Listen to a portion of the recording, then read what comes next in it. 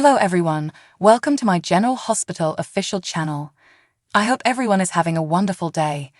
Before we begin, please hit the subscribe button and give this video a thumbs up. Ava was shocked when she heard a disturbance at the Jerome Gallery. She reached for a stapler to defend herself, but Trina was actually the invader. Trina, who had assumed Ava was with Avery, was equally as shocked to see Ava. Ava panicked. What's wrong with Avery? In a flash, Trina revealed that Betty had informed Jocelyn that Avery was ill during their rendezvous. Ava acknowledged that she could have erred in letting Pilar go when Betty was brought up. Ava swiftly changed the topic because she was interested in Spencer's situation. You'd have to ask Esme. I don't really know, Trina said. Ava understood Trina's frustration at having to watch Spencer and Esme play home with Ace and felt for her. Trina agreed that the situation with Esme worried her, but made a pledge that she didn't blame Spencer for sticking up for his younger brother because family was essential. Spencer arrived in the interim and overheard Trina and Ava conversing. Ava soon excused herself to allow Spencer and Trina some space once Spencer made himself known.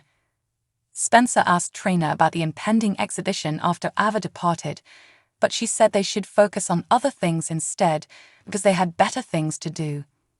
Spencer then turned to gaze at the fresh artwork on the walls. Spencer put his arms around Trina's waist and drew her in, his voice flirty. Like what? Trina kissed him while joining her arms behind his neck. Spencer admitted his living situation wasn't great after Trina and he kissed, but he hoped it would get better after his grandma and Kevin got back from their trip. Trina admitted that her heart hurt for her mother since Curtis kept Portia from her when Spencer brought up Trina returning home. Trina was taken into Spencer's arms and held there. After a short while, Spencer gently reminded Trina that Portia and Curtis needed to resolve their own issues and that Trina could only support them because that was what families did. Spencer was overjoyed to see Trina grinning. She gave him credit for reminding her that if she was focused on feeling sorry for herself, she couldn't help anyone. Trina questioned, speaking of family, how's your little family with Esme? When Spencer giggled awkwardly, he inquired as to her meaning. Trina acknowledged that she had been wondering if Spencer planned to stay at his grandmother's house with Esme and Ace after Laura and Kevin left. Sunny greeted Anna and they shook hands at Porcilo's. Sunny reassured Anna that donning a burlap sack would look wonderful despite her apology for wearing jeans. After spending hours in the kitchen cooking, he changed the subject and inquired as to if she was hungry. A short while later, Sunny and Anna were having pasta dinners while seated in a booth. Sunny said that he had learned to cook on his own and that it was a way for him to unwind after Anna was impressed with his culinary abilities. The topic of Anna's house burning came up in the conversation. Anna acknowledged that losing her house had been more difficult than she had anticipated, but Sunny emphasized that it had been her safe haven. Anna remarked that while the loss of the tangible items hadn't unsettled her, she couldn't stop imagining what would have occurred if Robin and the kids or Charlotte had visited. No one had been wounded, Sunny emphasized to Anna. The fire and the shooting at the Metro Court pool might have been related, so Sunny promised to have his men protect her. Dante had made a similar offer, but Anna acknowledged that she had declined it. Anna assured Sunny that while she valued their friendship, she also valued her independence and her solitude. She noted that it would be more difficult for her to catch any bad individuals following her with Sunny's men keeping an eye on her. She had a point, Sunny admitted, but he reassured her that the offer was still valid. Ava dropped by after Anna had gone to see whether Sunny had been able to identify Mason's mysterious employer.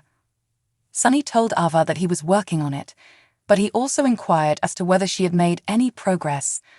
Austin was certain that the flash drive would satisfy Mason's supervisor and obtain the release of Nicholas' body because Ava had promised that she had complied with Sunny's request.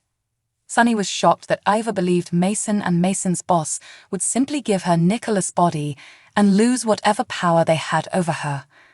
Ava acknowledged that she wasn't always certain if Austin was being sincere or deceptive. Despite Ava's assurances that Austin had shown genuine concern for her the night that Nicholas had died, Sonny didn't seem to care because, in the end, they needed to get Nicholas' body. Sonny said that identifying Austin and Mason's employer was their last chance of obtaining Nicholas' body. Ava wondered what Sonny had in mind for when the mysterious boss was located. Sonny struck a table with his hand. He said, "I'll deal with him." Sasha was at Ferncliff, rocking back and forth on her bed while curled into a ball. Gladys made her way past Nurse Janet as she opened the door and softly asked Sasha if she was ready for visitors. Sasha started to tremble and babbled to herself incoherently. Gladys demanded to know what was wrong with Sasha because she was horrified. Sasha was going through drug withdrawal, according to Janet. Gladys protested that it made no sense, but Janet reassured her that she would be shocked at the lengths to which an addict will go in order to obtain their desired object. Gladys sat down on the bed after Janet departed and spoke with Sasha. Sasha subtly said that she had no idea what was going on and inquired as to when Brando would arrive. Gladys remarked, "Sweetheart, we lost Brando. He's not coming."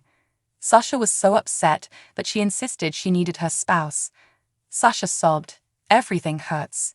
Dr. Montague entered the space just then. Gladys confronted the doctor in a rage. Gladys questioned, "What have you done to my daughter-in-law?" She claimed that Sasha needed to leave Ferncliff immediately, but Montague countered that she was a disaster and couldn't. Gladys stated in an angry voice, "Because of you." Gladys expressed her desire to stop it to Montague, who informed her without bothering that Sasha would be taken immediately to jail. "Gladys, anything you like, of course," Montague said in a cordial manner. Gladys was taken aback until Montague said he wanted $50,000 for his trouble, which startled her. Gladys was taken aback and said that Sasha didn't have that amount of money in her bank account, but Montague told her to sort it out since Sasha wouldn't be leaving Ferncliff until he got his money. Montague glanced at Sasha after Gladys walked away. He said he felt sorry for her since she was lost. Sasha, though, had an instant of clarity as she suddenly recalled Gladys being there.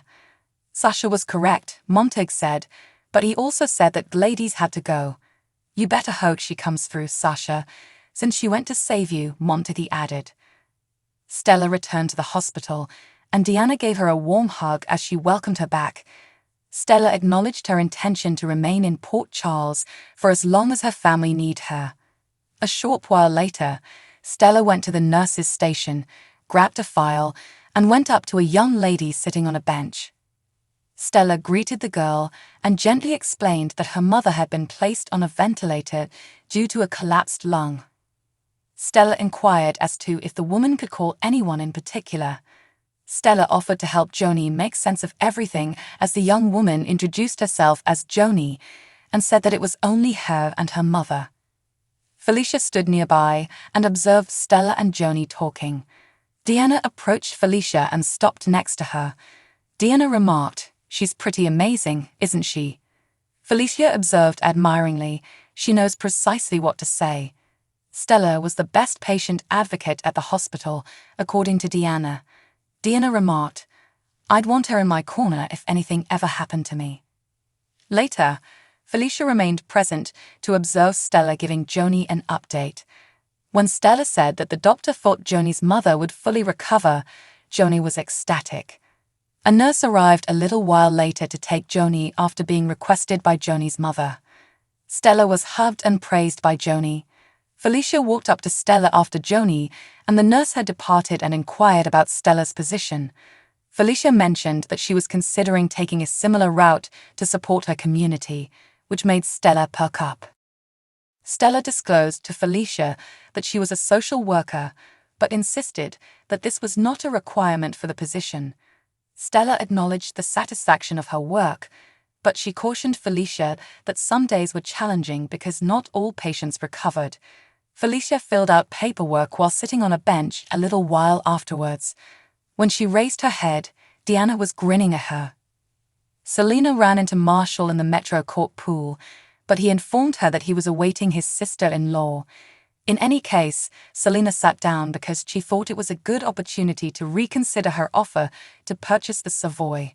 Marshall was adamant that the Savoy was not for sale, but Selina countered that he should accept reality. Simply enough, the Savoy will fail unless you sell the club to me, Selina replied.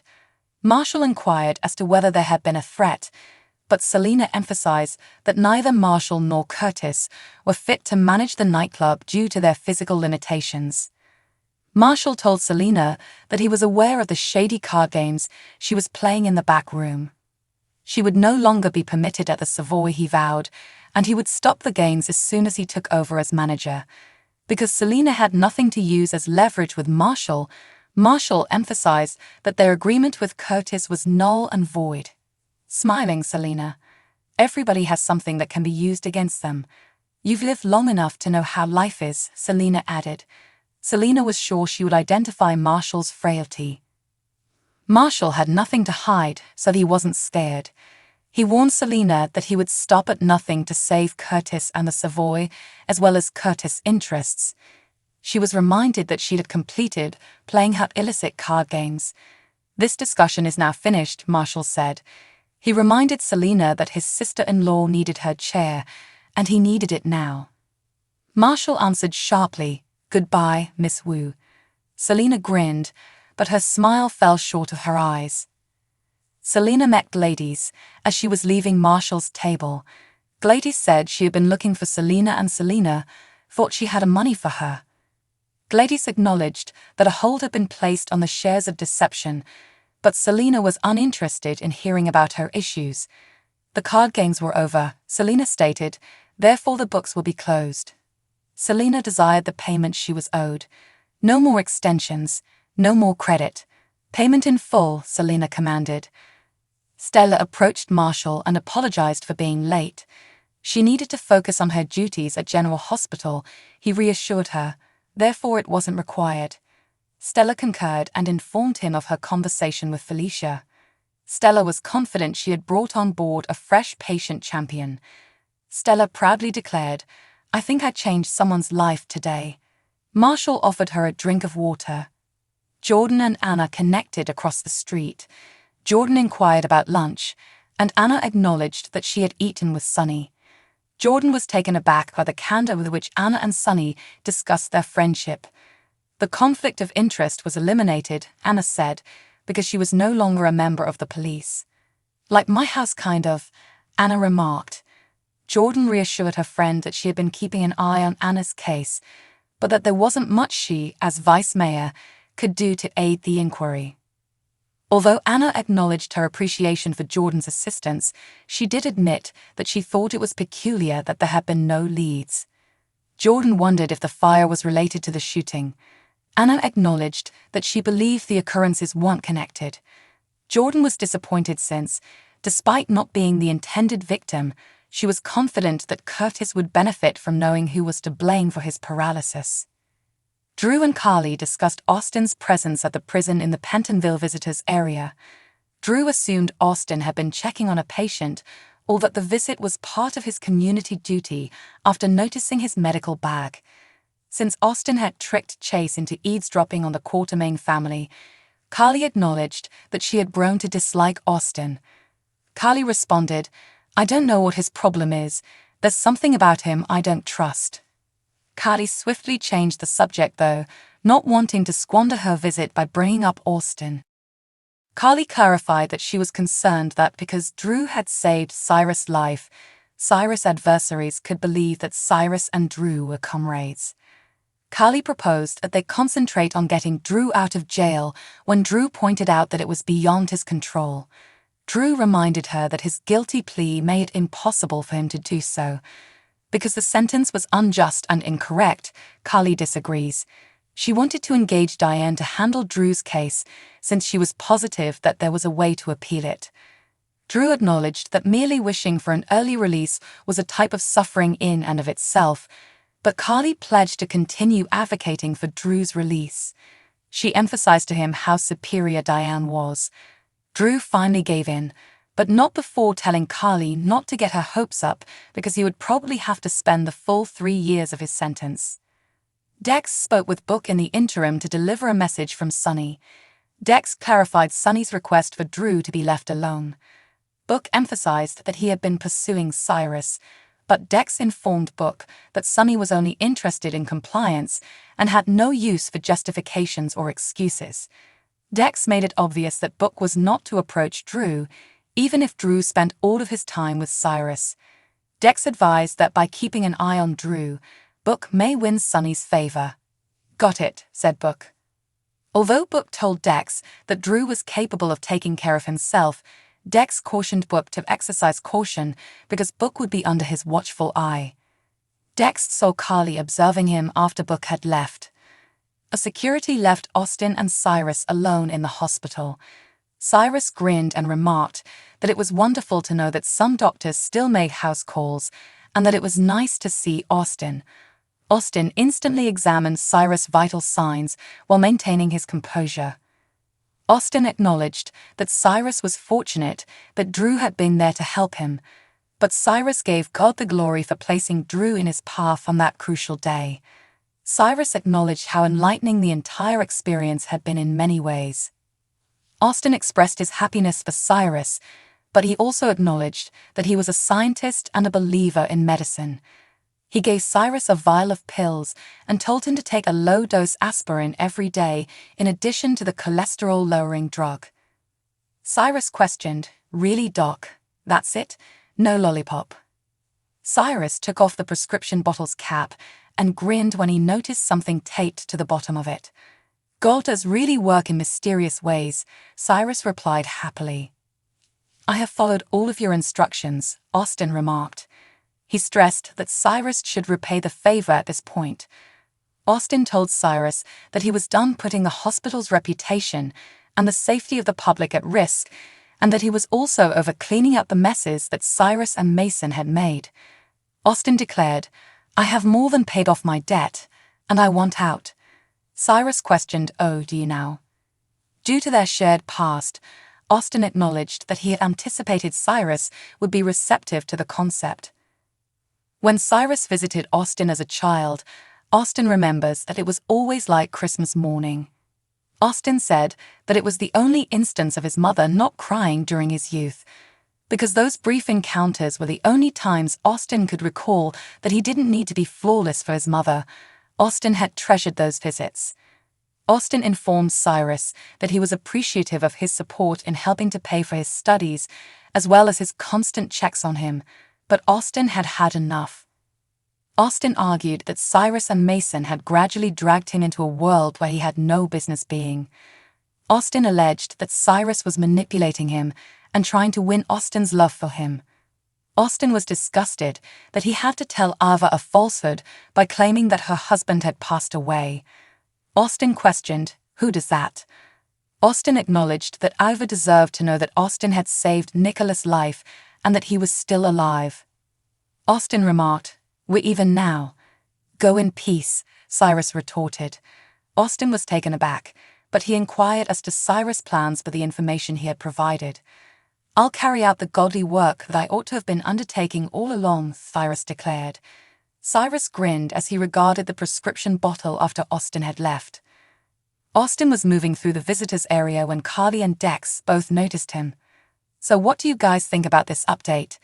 Let me know in the comments below. And if you like my videos, please press like and subscribe for more. I'll see you guys next time.